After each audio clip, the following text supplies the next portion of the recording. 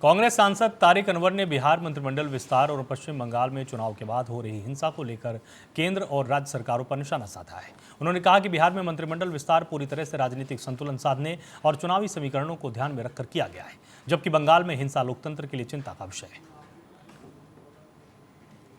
बिहार में मंत्रिमंडल विस्तार और बंगाल में हो रहे हिंसा पर बात करने के लिए हमारे साथ मौजूद हैं कांग्रेस के सांसद तारिक अनवर जी। तारिक जी, बिहार में आज मंत्रिमंडल विस्तार हो रहा है, इसको लेके आप क्या बताएंगे? देखिए, तो होना ही था, ड्यू था। और नीतीश कुमार जी के मुख्यमंत्री पद छोड़ने के बाद नया मंत्रिमंडल होना था।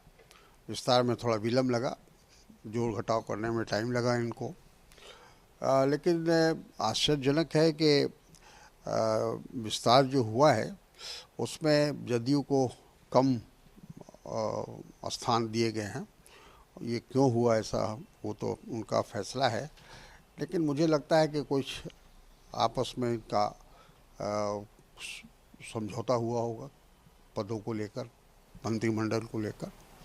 तो ये उनका अंदरूनी मामला है, वो जो फैसला कर। नीतीश कुमार के बेटे हैं निशांत, उनका भी नाम काफी दिनों से चर्चा में चल रहा था, पार्टियों में शामिल हो रहे थे और लगातार वो भी ये मीटिंग्स कर रहे थे, तो इसको लेके आप बताइए। देखिए, नीतीश जी के बेटे निशांत का मंत्रिमंडल में शामिल होना ये दर्शाता है कि इनकी कथनी और करनी में बहुत अंतर है।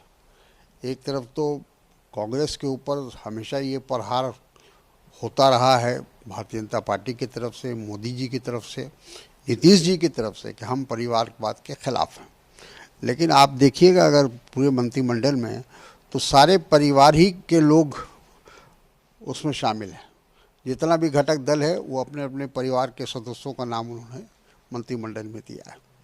तो एक बात तो स्पष्ट हो गई कि बिहार के मंत्रिमंडल विस्तार से जो इनके चेहरे पर एक निकाब था वो हट गया है और पूरी तरह से खुलकर परिवारवाद हुआ है। सर, ये तो रही बिहार में मंत्रिमंडल विस्तार की। बंगाल में भी 9 मई को मंत्रिमंडल वहाँ पे भी शपथ ग्रहण होगा, ठीक है। तो सर, कल ये जो हिंसा हुई है, जो शुभेंदु अधिकारी की पीए की हत्या हुई है, सर क्या इसके पीछे क्या कोई साजिश है? देखिए, अफसोसनाक है और इस मामले को पूरी छानबीन होनी चाहिए, जांच होनी चाहिए कि इसके पीछे कौन लोग हैं।